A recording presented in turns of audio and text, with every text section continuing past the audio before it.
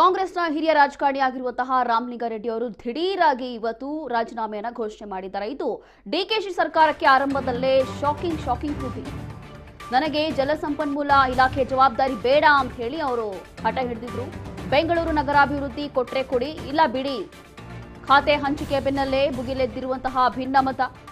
DK ಸರ್ಕಾರದ ವಿರುದ್ಧ ಸಿಡಿದಿರುವಂತಹ ಹಿರಿಯ ನಾಯಕ ರಾಮಲಿಂಗಾರೆಡ್ಡಿ ಅವರು ಈಗ ದಿಢೀರಾಗಿ ಸುದ್ದಿಗೋಷ್ಠಿ ಮಾಡಿ ರಾಜೀನಾಮೆಯನ್ನ ಘೋಷಣೆ ಮಾಡಿದ್ದಾರೆ.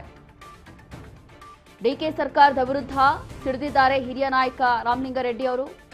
ಡಿಕೆಶಿ ಸರ್ಕಾರಕ್ಕೆ ಕೇವಲ 2 ದಿನ ಆಗಿರುವಂಥದ್ದು. ಇನ್ನು ಡಿಕೆ ಯುಗ ಆರಂಭ ಆಗಿ 2 ದಿನ ಆಗಿದೆ.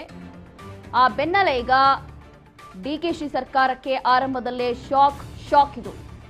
ನನಗೆ ಜಲಸಂಪನ್ಮೂಲ ಇಲಾಖೆ ಜವಾಬ್ದಾರಿ ಬೇಡ, ಕೊಟ್ರೆ ಬೆಂಗಳೂರು ನಗರಾಭಿವೃದ್ಧಿ ಕೊಡಿ, GBA ಕೊಡಿ ಅಂತ ಹೇಳಿ ಹಲವು ಬಾರಿ ಅವರು ಬೇಡಿಕೆಯನ್ನು ಇಟ್ಟಿರ್ತಾರೆ.